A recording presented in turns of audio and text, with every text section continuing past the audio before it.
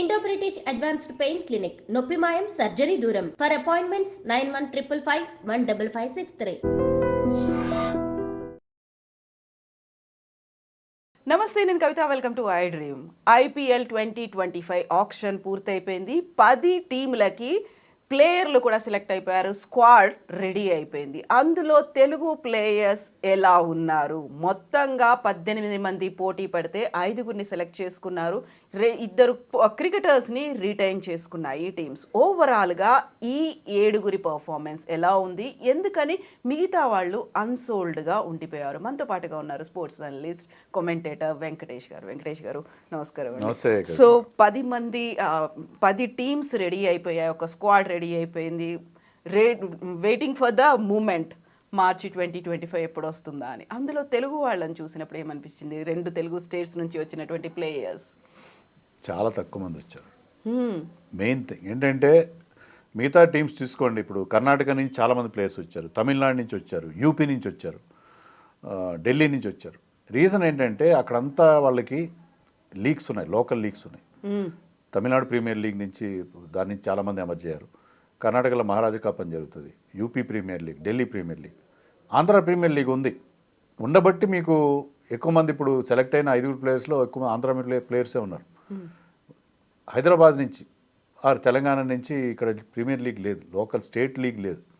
అది main reason. State league ఉంటే ఏంటంటే ఇప్పుడు మీరు రంజీ ట్రాఫీ తీసుకోండి, రంజీ ట్రాఫీలో తర్వాత విజయ్ హజారే మన డొమెస్టిక్ టోర్నమెంట్లో బాగా ఆడితే ఆ పర్ఫార్మెన్స్ ఆధారంగా మీకు ఇండియాకి ఛాన్స్ వస్తుంది. అలాగే ఇక్కడ కూడా ఐపీఎల్లో మీకు ఛాన్స్ రావాలంటే మీరు ఎక్కడ you have to showcase your talent somewhere. మనకి ఆపర్చునిటీ ఎక్కడ? తెలంగాణలో ఆపర్చునిటీ లేదు. సో దానివల్ల ఎక్కువ మంది ప్లేయర్స్ రాలేదు. తెలంగాణలో కూడా ప్రీమియర్ లీగ్ ఉంటే బాగుంటుంది. Andhra premier league last time ఏదో మొక్కుబడిగా జరిపించారు. అప్పటికేంటంటే అక్కడ రాష్ట్ర ప్రభుత్వం మారిపోయింది. మన దగ్గర ఉన్న దౌర్భాగ్యం ఏంటంటే రాష్ట్ర ప్రభుత్వాన్ని ఆధారంగానే టీమ్స్ కూడా ఈ క్రికెట్ అసోసియేషన్ మారిపోతుంది.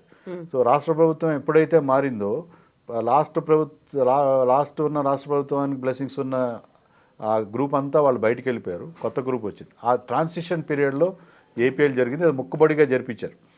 దానివల్ల మనకి ప్రాపర్గా జరగలేదు. బట్ స్టిల్ దాని నుంచే ప్లేయర్స్ లైక్ సత్యనారాయణ రాజు, పైలా అవినాష్, త్రిపురాన విజయ్ ఇలాంటి ప్లేయర్స్ అక్కడ గుర్తింపు రావడంతో వాళ్ళని టీమ్స్ పికప్ చేయడం జరిగింది. సో పాలిటిక్స్ అనేవి డైరెక్ట్గా ఇన్సైడ్ లేకపోయినప్పుడు కూడా బయట నుంచి మాత్రం కనిపిస్తూ ఉంటాయి. అది ఎఫెక్ట్ అనేది చాలా ఎక్కువ చూపిస్తుంది. డెఫినెట్గా క్రికెట్లో మనం అనుకుంటాం అంతా కూడా మెరిట్ మీద జరుగుతుంది. చాలా రాజకీయాలు ఉంటాయి. ఈవెన్ ఐపీఎల్ టీమ్ సెలక్షన్స్లో కూడా మీకు టాలెంట్ ఉంటే సరిపోదు, మిమ్మల్ని పుష్ చేయాలి. మీ సెలక్షన్ గురించి మీ మార్కెటింగ్ చేయగలిగే వాళ్ళు, మీ గురించి అక్కడ ఆ టీమ్స్కి చెప్పగలిగే వాళ్ళు ఉంటేనే మీకు అవుతుంది, లేకపోతే కాదు. మీకు ఒక ఎగ్జాంపుల్ చెప్తాను నేను. బైలపూడి యశ్వంత్ అని ఒక ప్లేయర్ ఉన్నాడు. అతని వీడియోస్ వైరల్ అయినాయి.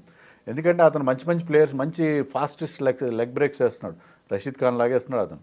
అతను చాలామంది మంచి ప్లేయర్స్ని బౌల్డ్ చేయడం, మంచి ప్లేయర్స్ని రికీ బూయిని అవుట్ చేశాడు, సిఆర్ జ్ఞానేశ్వర్ని అవుట్ చేశాడు ఏపీఎల్ ఆంధ్ర ప్రీమియర్ లీగ్లో. సో అతను చాలా మంచి లెగ్ స్పిన్నర్గా కనిపించాడు మనకి on the face of it. కానీ అతన్ని టీమ్స్ ఎవరు తీసుకోలేదు. ఈజ్ కమింగ్ ఫ్రమ్ విజయనగరం, చాలా దూరం నుంచి బ్యాక్వర్డ్ ఏరియా నుంచి వచ్చాడు. కానీ అతన్ని ఎవరో ఒకరు పుష్ చేయాలి. అతని కేసుని ఎవరో ఒకరు రిప్రజెంట్ చేసి అతన్ని గురించి he has attended trials for 3 teams. మామూలుగా ఏంటంటే ఈ ఐపీఎల్ టీమ్స్ ఫ్రాంచైజెస్ ప్లేయర్స్ని పిలిచి వాళ్ళు నెట్స్లో వాళ్ళ బౌలింగ్ చూస్తారు. సో 3 టీమ్స్కి అతను ట్రయల్స్కి అటెండ్ అయ్యాడు, కానీ ఒక్కరు కూడా తీసుకోలేదు. సో ఏంటంటే మీకు వాళ్ళ మీద కూడా ప్రెషర్స్ ఉంటాయి, వాళ్ళ టాలెంట్ స్కౌట్స్ మీద. వాళ్ళకి ఫార్మర్ ప్లేయర్స్ కొంతమంది వాళ్ళ ప్లేయర్స్ని పుష్ చేస్తారు. సో అలా మీకు అవకాశం రావడానికి కూడా చాలా పాలిటిక్స్ ఉంటాయి. మీరు ఐపీఎల్లో కూడా అంత ఆన్ మెరిటే జరుగుతుంది అని అనుకోవడానికి ఏముండదు. కింద స్థాయిలో చాలా రాజకీయాలు జరుగుతాయి. సో ఇప్పుడు భరత్ కూడా మన రంజీ ట్రోఫీలో ఆడాడు, ఆ తర్వాత ఆర్సీబీ కూడా గతంలో ఆడాడు, ఆయన కూడా అన్సోల్డ్ గా పోవడం ఏంటి అసలు? భరత్ ఇండియాకి వరల్డ్ టెస్ట్ ఛాంపియన్షిప్ ఫైనల్ ఆడాడు. టెస్ట్ మ్యాచ్లో ఏంటి మీరు చాలా ఐపీఎల్ టీమ్స్కి ఆడాడు గతంలో. కానీ జీటీ, ఢిల్లీ క్యాపిటల్స్, ఆర్సీబీ అనేక టీమ్స్కి ఆడాడు. కానీ భారత్ని కూడా వికెట్ కీపర్స్ అవసరం కూడా, కనీసం బ్యాకప్ కీపర్గా కూడా తీసుకోలేదు చాలామంది. అదే చాలా ఆశ్చర్యంగా అనిపించింది. సో ఆ టైంలో అంటే లాస్ట్ మినిట్ అయ్యేసరికి వాళ్ళ దగ్గర మనీ లేకపోవడమా, ఇంట్రెస్ట్ లేకపోవడమా, మీరు చెప్పినట్టుగా వికెట్ కీపర్లో కొరత ఉంది అనుకున్నప్పుడు ఒక బ్యాకప్ అన్న పెట్టుకోవాలి అనేటువంటి ఆలోచన ఎందుకు రాలేదంటారు? 10 టీములు అంటే బేస్ ప్రైస్ కూడా వీళ్ళు కొంచెం హై పెట్టుకుంటారు. ఫార్మర్ ఇండియా ప్లేయర్స్ ఏంటంటే బేస్ ప్రైస్ హై పెట్టుకుంటారు. అలా కాకుండా మీకు ఇంకొక బ్యాకప్ కీపర్ 30 లక్షలకు దొరికేస్తుంటే వాళ్ళ కోసం వెళ్తారు. ఎందుకంటే మెగా ఆక్షన్లో అందరికీ మనీ పర్స్ చాలా టైట్ అయిపోవడం మనం చూసాం. సో అది కూడా ఒక రీజన్ అయ్యి ఉండొచ్చు అని అనుకుంటున్నాను. భరత్ లాంటి ప్లేయర్, ఈ రికీ బుయ్ చూసుకోండి. Ricky Bhui perform so well in డొమెస్టిక్లో. లాస్ట్ టైం టాప్ స్కోరర్గా ఉన్నాడు. మన దులీప్ ట్రాఫీలో బాగా ఆడాడు. సెంచరీలు కొడుతున్నాడు Ricky Bhui. And last time Delhi Capitals కూడా అతను ఆడాడు, బాగానే పర్ఫామ్ చేశాడు. రికీ బుయ్ని కనీసం అన్సోల్డ్ అయ్యడానికి చాలా ఆశ్చర్యంగా అనిపించింది. సో డొమెస్టిక్లో పర్ఫామ్ చేసి ఈ ఫార్మాట్లో బాగా ఆడి కూడా, అండ్ ఈజ్ ఆల్సో కీపింగ్ కూడా చేస్తాడు. రికీ బుయ్ని కూడా ఎవరు తీసుకోలేదు. సో 2025 ఆప్షన్లో సిరాజ్ మినహా మిగతా నలుగురు నిన్న సెకండ్ డే మాత్రమే వాళ్ళు సోల్డ్ అయ్యారు. వాళ్ళని టీమ్స్ ఎన్నుకున్నాయి. వాళ్ళు కూడా బేస్ ప్రైస్ 30 lakhs మాత్రమే ఉంది అందులో. అంటే ఓన్లీ అలా స్టాండ్ బై కింద తీసుకున్నారంటారా, అసలు వాళ్ళకి ఛాన్స్ అనేది ఇస్తారా? అది వాళ్ళ చేతిలో ఉంటుందండి. ఇప్పుడు ఒకసారి మీరు టీంలోకి వెళ్ళిపోయిన తర్వాత నెట్ బౌలర్గా వెళ్ళినా సరే మీరు ఏంటంటే ఇంప్రెస్ చేస్తే మీకు తర్వాత స్క్వాడ్లోకి వస్తారు. ఒకసారి మీ స్క్వాడ్లోకి వచ్చిన తర్వాత మీకు నెట్స్లో బౌలింగ్ చేయడం, బ్యాటింగ్ చేయడానికి అవకాశం వస్తుంది. అక్కడ కనుక మీరు ప్రూవ్ చేసుకుంటే ఎవరు ఆపలేరు. ఒకసారి మీకు ఎంట్రీ దొరికిన తర్వాత యూ హ్యావ్ టు పర్ఫామ్. మీరు 30 lakhsకి వెళ్ళారా, రింకు సింగ్ కూడా 30 lakhs వెళ్ళిన వాడే. సో అతను ఎప్పుడైతే ప్రూవ్ చేసుకున్నాడో, తిలక్ వర్మ కూడా చాలా తక్కువ అమౌంట్కి వెళ్ళినవాడే. సో వాళ్ళు ఎవరైతే ప్రూవ్ చేసుకుంటారో వాళ్ళు ఆటోమేటిక్గా వాళ్ళు క్లిక్ అయ్యే అవకాశం ఉంటుంది. సో ఒక్కసారి ఎంట్రీ దొరకడమే ముఖ్యంగా సత్యనారాయణ రాజు లాంటి ఒక బౌలర్కి ముంబై ఇండియన్స్లో రావడం. ముంబై ఇండియన్స్లో ఆ ఫ్యామిలీలోకి వెళ్తే మీరు ఒక్కసారి వెళ్తే మీరు బాగా పర్ఫామ్ చేస్తే వాళ్ళు మిమ్మల్ని వదిలిపెట్టరు. మీరు లైఫ్ సెట్ అయిపోతుంది. మీరు లైఫ్ లాంగ్ ఆ ముంబై ఇండియన్స్ ఫ్యామిలీతోనే ఉంటారు. సో అది చాలా తిలక్ వర్మకి ఆ అదృష్టం లభించింది. తిలక్ వర్మ ముంబై ఇండియన్స్కి ఆడాడు, ఇండియాకి ఆడాడు. ఇప్పుడు అతను ఒక టాప్ ప్లేయర్గా ఎమర్జ్ అయ్యాడు. సో అలాగే సత్యనారాయణ రాజు లాంటి ఒక ప్లేయర్కి ముంబై ఇండియన్స్లో ఛాన్స్ రావడం చాలా గొప్ప విశేషం. సో అక్కడ బాగా ఆడితే చాలా మంచి. అలాగే పైలా అవినాష్ పంజాబ్కి వెళ్ళాడు. సో పంజాబ్లో రికీ పాండింగ్ లాంటి ఒక టాప్ క్లాస్ కోచ్ ఉన్నాడు. అతను కనుక ఇంప్రెస్ చేయగలిగితే మీరు డెఫినెట్గా మీకు స్కై ఇస్ ద లిమిట్, మీకు మంచి బంగారు భవిష్యత్తు ఉండే అవకాశం ఉంటుంది. సో రిటైన్ చేసుకున్న దాంట్లో ఒక నితీష్ కుమార్ ఉన్నారు, ఆ తర్వాత తిలక్ వర్మ, ఇద్దరు ఉన్నారు. ఇద్దరు పర్ఫార్మెన్స్ ఈ మధ్య జరిగినటువంటి T20లో చూసాము, ఆ తర్వాత టెస్ట్ మ్యాచ్ల్లో కూడా చూసాము. సో వాళ్ళ పర్ఫార్మెన్స్, ఆ కన్సిస్టెన్సీ అనేది దానికి అండ్ ఐపీఎల్లో జరిగేటువంటి ఈ మ్యాచెస్కి ఏమైనా తేడా కనిపిస్తుందా, ఎలా ఉంటుంది అనుకుంటున్నారు? అంటే వాళ్ళిద్దరు కూడా ఐపీఎల్ ద్వారానే వాళ్ళు సక్సెస్ అయ్యారు. తిలక్ వర్మ సన్ రైజర్స్ లాంటి టీం తిలక్ వర్మ కోసం స్టార్టింగ్లో కొంత బీటింగ్ చేసి ఆపేశారు.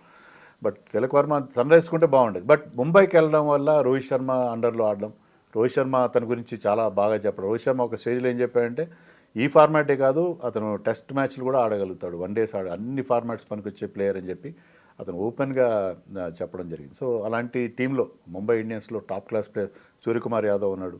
సో అలాంటి ప్లేయర్స్తో కలిసి ఆడితే rubbing shoulders with so such great players, అది వాళ్ళని నెక్స్ట్ లెవెల్కి తీసుకెళ్ళిపోతుంది. సో అందుకనే తిలక్ వర్మ అక్కడి నుంచి ఇండియాకి వెళ్ళాడు. మొన్న రీసెంట్గా వరుసగా 2 సెంచరీస్ T20 ఇంటర్నేషనల్స్ సౌత్ ఆఫ్రికాలో కొట్టడం అంటే against top class bowling attack, extraordinary performance. అలా నితీష్ కుమార్ రెడ్డి ఈ సంవత్సరం అతను మర్చిపోడు. ఎందుకంటే ఐపీఎల్లో బాగా పర్ఫామ్ చేశాడు, T20స్లో ఇండియాకి ఛాన్స్ వస్తే అక్కడ బాగా పర్ఫామ్ చేశాడు. ఇప్పుడు టెస్ట్ మ్యాచ్లో మనం సాధించిన ఒక incredible win in Perth test, దాంట్లో అతను కీలకమైన రోల్ ప్లే చేశాడు. ముఖ్యంగా ఫస్ట్ ఇన్నింగ్స్లో మనం 150 రన్స్ చేస్తే అతను టాప్ స్కోరర్ 41 రన్స్ చేశాడు. అతను రిషబ్ పంత్ వాళ్ళిద్దరి పార్ట్నర్షిపే చాలా కీలకం. అల్టిమేట్గా మనకి ఆ 46 రన్స్ ఫస్ట్ ఇన్నింగ్స్ లీడ్ రావడానికి కారణం నితీష్ రెడ్డి పర్ఫార్మెన్స్. సో ఎక్కడి నుంచి ఎక్కడికి వెళ్ళిపోయాడు ఈ ఇయర్లో నితీష్ రెడ్డి. అతని గురించి కూడా ఎవరికి తెలియదు ఒకప్పుడు. Now he has become a over night star అయిపోయాడు. సో ఐపీఎల్లో మీకు ఒక అవకాశం వస్తుంది. యంగ్ ప్లేయర్స్ అందరూ దృష్టిలో పెట్టుకోవాల్సింది ఏంటంటే మీకు ఒక ఎంట్రీ లభిస్తుంది. ఆ ఎంట్రీని కనుక మీరు బాగా పర్ఫార్మెన్స్గా కన్వర్ట్ చేసుకోగలిగితే మీరు ఎక్కడి నుంచి ఎక్కడికి వెళ్ళిపోతారు, మీ లైఫ్ సెట్ అయిపోతుందని వాళ్ళు గుర్తుపెట్టుకోవాలి. సో ఎస్ఆర్హెచ్ అనగానే మన వాళ్ళ తెలుగు వాళ్ళు ఎంతమంది ఉంటారు అనుకున్నప్పుడు సిరాజ్ ఉంటాడేమో అనుకుంటే మిగిలింది కేవలం నితీష్ కుమారే అనుకుంటాను. Yeah Nitish Kumar is from Andhra, Hyderabad నుంచి ఎవరిని తీసుకోలేదు. గతంలో కొంతమంది పొలిటీషియన్స్ కూడా వాళ్ళకి ఒక థ్రెట్ ఇవ్వడం జరిగింది. బట్ అట్లీస్ట్ ఒక్క తెలుగు ప్లేయర్ ఉన్నాడు, అతను చాలా కీ ప్లేయర్, అతను రిటైన్ చేసుకున్నారు. దానికి వీ షుడ్ ఫీల్ హ్యాపీ. ఒకటేంటంటే ఈ ఆక్షన్లో మీరు తీసుకోవాలి, డెఫినెట్గా తెలుగు ప్లేయర్స్ తీసుకోవాలి, ఇంపార్టెన్స్ ఇవ్వాలి.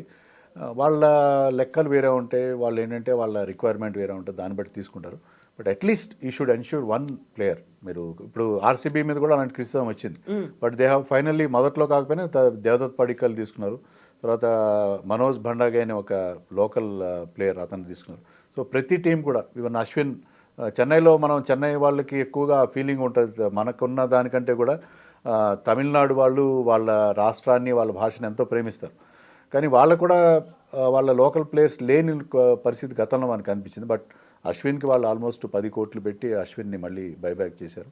So I think even Simarjit Singh one Gurbhajan Singh ఎవరో ఒక fast bowler Punjabi but plays for Chennai, అతను కూడా వాళ్ళు తీసుకున్నారు. సో 1 or 2 ప్లేయర్స్నైనా తీసుకోవాలి అని ఒక రూల్ పెడితే కూడా బాగుంటుంది. ఎందుకంటే ఆ లోకల్ ఫ్లేవర్ అనేది ఉండాలి. సో ఇన్ని రూల్స్ పెడుతున్నారు ఐపీఎల్లో. అలాగే కనీసం 2 ప్లేయర్స్ని ఒకప్పుడు మీకేంటంటే క్యాచ్మెంట్ ఏరియా అని ఉండేది. అంటే ఒక ఫ్రాంచైజీకి ఒక క్యాచ్మెంట్ ఏరియా అంటే ఇప్పుడు మన సన్ రైజర్స్ ఉందనుకోండి, లేదా అప్పుడు డక్కన్ చార్జెస్ మీరు you have to pick up players from your own Telugu states, Orissa, అలాగే ఒక క్యాచ్మెంట్ ఏరియా పెట్టారు. అలాంటి రూల్ మళ్ళీ అక్కడి నుంచి మీరు అట్లీస్ట్ 1 ప్లేయర్ని తీసుకోవాలి అని ఒక నామ్ ఒకటి ఫిక్స్ చేస్తే బాగుంటుంది. దానివల్ల ఏంటంటే మీరు ఆ రాష్ట్రాన్ని ఆ సిటీని రిప్రజెంట్ చేస్తున్నప్పుడు వాళ్ళ ప్లేయర్స్ ఉంటే దానికి ఆ ఫ్లేవర్ అనేది వస్తుంది. ఆ రూల్ ఒకటి సీరియస్గా IPL should consider. So Siraj గురించి మాట్లాడుకుంటే సిరాజ్ పెర్ఫార్మెన్స్ కన్సిస్టెన్సీ ఎలా ఉంది?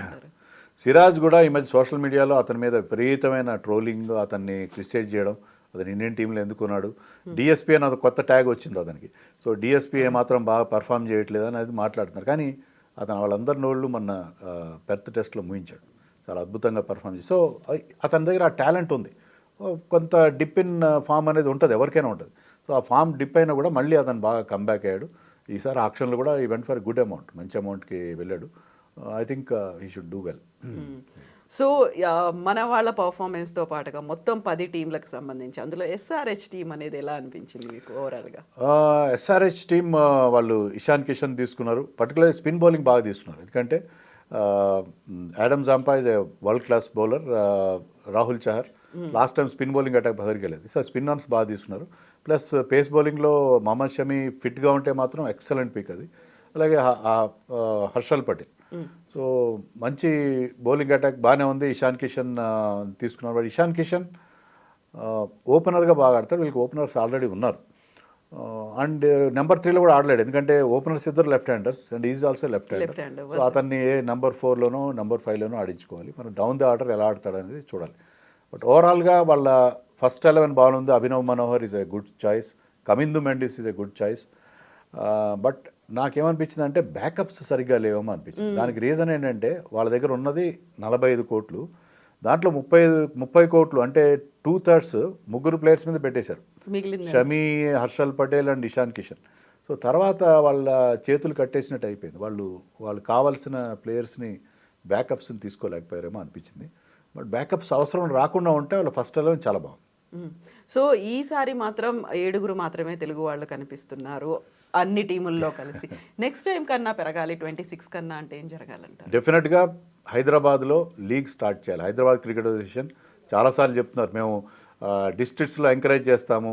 డిస్ట్రిక్ట్స్ నుంచి ఒక్క ప్లేయర్ కూడా రాడు. ఈ ఆక్షన్లో వచ్చిన వాళ్ళు కూడా ఆంధ్రాలో విజయనగరం నుంచి అక్కడి నుంచి వచ్చిన వాళ్ళు ఉన్నారు. కానీ మీరు చెప్పినట్టుగా త్రిపురాన విజయ్ కానీ బయలుపూడి యశ్వంత్ కానీ ఇక్కడ జిల్లాల నుంచి వచ్చిన వాళ్ళు ఎవరున్నారు? ఎక్కడ హైదరాబాద్ క్రికెట్ అసోసియేషన్ అని పేరుకి తగినట్టే ప్లేయర్స్ అందరూ హైదరాబాద్ ఆ చుట్టుపక్కల వాళ్ళే ఉంటారు. బయట మీకు ఆ స్టేడియంస్ లేవు, అక్కడ టర్ఫ్ వికెట్ లేవు. మామూలుగా ఇప్పుడు క్రికెట్ ఎవరు మ్యాట్ మీద ఆడట్లేదు, టర్ఫ్ వికెట్ మీద ఆడుతున్నారు. Mat has become a thing of the past. కానీ ఇంకా మనకి గౌరవం ఏంటంటే మీకు అక్కడ టర్ఫ్ వికెట్స్ తెలంగాణలో వరంగల్ అలాంటి మేజర్ సిటీస్లో కూడా లేవు. సో ఎక్కడి నుంచి టాలెంట్ ఉంది, కానీ అక్కడ వాళ్ళకి సరైన అకాడమీస్ కానీ కోచెస్ కానీ లేరు. కోచెస్ అందరూ హైదరాబాద్లో ఉంటారు. వాళ్ళు ఎవరికైనా మీరు ఎస్ఏ వాళ్ళు బలవంతంగా పంపించినా కూడా వాళ్ళు మళ్ళీ ట్రై చేసుకుని హైదరాబాద్కి వచ్చేస్తారు. సో అక్కడ మీకు క్రికెట్ అంతా కూడా హైదరాబాద్ సెంట్రిక్గానే ఉంది. లీగ్ లేదు. మెయిన్గా లీగ్ ప్రతి స్టేట్, ఢిల్లీ లాంటి స్టేటు, చిన్న చిన్న స్టేట్స్ కూడా లీగ్ పెడుతున్నారు. వీళ్ళకి లీగ్ పెట్టుకోవడానికి ప్రాబ్లం ఏంటి? స్పాన్సర్స్ దొరుకుతారు. ఎందుకు దొరుకుతారు? డెఫినెట్గా దొరుకుతారు. వీళ్ళు ఏదో పెద్ద పెద్ద కొటేషన్స్ బ్రహ్మాండంగా చెప్తున్నారు, హైదరాబాద్ క్రికెట్ ఇంత డెవలప్ చేస్తున్నాం. హైదరాబాద్ క్రికెట్ అంటే మనకు గుర్తుకొచ్చేది ఏంటంటే కేసులు. ప్రతి వాళ్ళకి ఈడీ రైట్స్ అవుతుంటాయి, సిబిఐ, ఏసీబీ, వీళ్ళు కేసులు పోరాడడం, కేసులు జరపడం, కేసులు అటెండ్ అవ్వడం సరిపోదు తప్ప కరప్షన్ తప్ప వేరేదే కనబడదు. So why are we not having a league in Hyderabad? హైదరాబాద్లో మీకు ఎందుకు లీగ్ లేదు?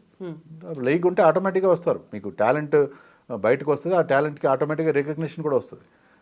As it is happening. ఇప్పుడు వరుణ్ చక్రవర్తి, నటరాజన్ ఇలాంటి ప్లేయర్స్ అందరూ కూడా తమిళనాడు ప్రీమియర్ లీగ్ నుంచి ఎమర్జ్ అయ్యారు. అలాగే కర్ణాటక ప్రీమియర్ లీగ్ నుంచి కూడా చాలామంది ప్లేయర్స్ వీళ్ళందరూ దేవదత్ పడికల్ వీళ్ళందరూ అక్కడి నుంచి వచ్చిన వాళ్ళు. కానీ మనకి అలాంటి లీగ్ లేకపోవడం, చిన్న చిన్న రాష్ట్రాలకు కూడా లీగ్స్ ఒకప్పుడు బీసీసీఐ ఎంకరేజ్ చేసేది కాదు. But now every state is having a league, T20 league of its own, but not Hyderabad.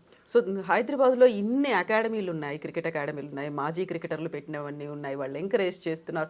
ఇవన్నీ అయినప్పటికీ కూడా రాకపోవడం అనేది, సో నేషనల్ వైడ్గా ఏదైనా పాలిటిక్స్ జరుగుతున్నాయా, లేకుంటే మన దగ్గరే ఒక యూనిటీ అనేది మనం ఫైట్ చేయాలి, మనం వెళ్ళాలి అనేది పోయిందంటారా? నేషన్ వైడ్ కాదండి, మన హైదరాబాద్ క్రికెట్ అసోసియేషన్లో జరుగుతుంది పాలిటిక్స్. ఎందుకంటే హైదరాబాద్ క్రికెట్లో అందరికీ తెలిసిన ఓపెన్ సీక్రెట్ ఏంటంటే, మీరు టీంలోకి రావాలంటే you have to pay money. మీరు డబ్బులు ఇస్తేనే మీ టీంలో మీకు ఏ సెలక్షన్ కూడా మీకు ఆన్ మెరిట్ జరగదు హైదరాబాద్లో. అది అందరికీ తెలిసిన ఓపెన్ సీక్రెట్. అది ఏంటంటే మీకు అన్నిట్లో ఆల్ లెవెల్స్, లీగ్లో ఆడాలన్నా డబ్బులు పెట్టాలి, హైదరాబాద్లో ఏజ్ గ్రూప్లో ఆడాలన్నా డబ్బులు పెట్టాలి, హైదరాబాద్ టీంలో ఆడాలన్నా డబ్బులు పెట్టాలనేది జనరల్గా మనకు వినిపిస్తున్న ఆరోపణ. సో దానికి ఎన్నో ఉదాహరణలు కూడా మనకు అనిపించినాయి. Some people were caught red handed collecting money from the players. So ఇలా ఉన్నప్పుడు మీకు ఎన్ని అకాడమీలు ఉన్నాయి, ఎంత టాలెంట్ ఉంది, అంత చాలామంది పేరెంట్స్ మనతో మాట్లాడుతుంటారు, మా అబ్బాయికి మంచి టాలెంట్ ఉంది కానీ టీంలో ఛాన్స్ ఇవ్వట్లేదు. కొంతమంది వేరే రాష్ట్రాలకు వెళ్ళిపోతున్నారు, ఇక్కడ ఛాన్స్ రాదని చెప్పి పొరుగు రాష్ట్రాలకు వెళ్ళిపోతున్నారు. అలాంటి సిచ్యుయేషన్ ఉన్నప్పుడు టాలెంట్ రాదు. ఇప్పుడు వచ్చిన ప్లేయర్స్, సిరాజ్ వచ్చాడు, తిలక్ వర్మ వచ్చాడు, they are extraordinary talented players, వాళ్ళని ఎవరు ఆపలేరు, వాళ్ళని ఎవ్వరు కూడా ఆపలేరు. కానీ ఎవరైతే అబవ్ యావరేజ్ లేకపోతే యావరేజ్ ప్లేయర్స్ ఉంటారో వాళ్ళకి ఇవన్నీ కూడా ఈ కారణాల వల్ల, ఈ పాలిటిక్స్ వల్ల, కరప్షన్ వల్ల, తర్వాత మీరు అకాడమీస్ అంటున్నారు, వీళ్ళు హెచ్సిఏలో ఎవరైతే హెచ్సిఏలో పెద్దలు ఉన్నారో ఇప్పుడు కానీ గతంలో కానీ వాళ్ళందరికీ వాళ్ళ ఓన్ అకాడమీస్ ఉంటాయి. సో వాళ్ళ అకాడమీలో ఆడిన ప్లేయర్స్కే వాళ్ళకి హైదరాబాద్ టీంలో ఛాన్సెస్ వస్తుంటాయి, మిగతా అకాడమీ వాళ్ళకి రావు. సో ఇక్కడ ఒక పాలిటిక్స్ ఉంటాయి, మనీ రోల్ ప్లే చేస్తుంది, ఇవన్నీ ఉన్నప్పుడు మరి అందుకే టాలెంట్ రావట్లేదు హైదరాబాద్ నుంచి, ప్లేయర్స్ సరైన ప్లేయర్స్ రావట్లేదంటే దానికి మెయిన్ రీజన్ అదే ఉంది. ఈవెన్ ఆంధ్రాలో కూడా పాలిటిక్స్ ఉన్నాయి. ఆంధ్రాలో మనీ ఇన్ఫ్లుయెన్స్ ఎంత ఉండకపోవచ్చు కానీ అక్కడ రాజకీయాలు చాలా ఉన్నాయి. పొలిటీషియన్స్ వాళ్ళు టీంలో ప్లేయర్స్ని పెట్టుకోవాలని చెప్పి రికమెండేషన్స్ తెగ చేస్తారు. కమ్యూనిటీ బేస్డ్ చాలా ఉంటుంది, కమ్యూనిటీ బేస్డ్ కూడా చాలా ఉంటుంది. వాళ్ళ పేర్లు వాళ్ళ వెనకుంటే తోకలను చూస్తుంటే మనకు అర్థమైపోతుంది. సో ఇలాంటి సిచ్యుయేషన్ మనకి క్లియర్గా కనిపిస్తుంది. ఎస్ వెంకటేష్ గారు, థ్యాంక్ యూ సో మచ్ అండి. Thank you.